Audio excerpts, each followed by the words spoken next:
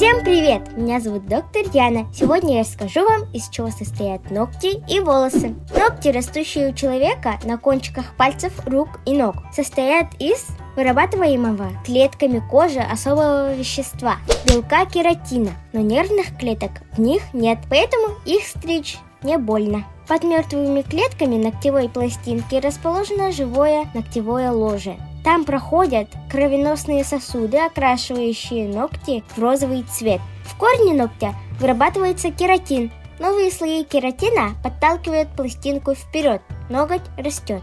Волосы, как и ногти, состоят из кератина.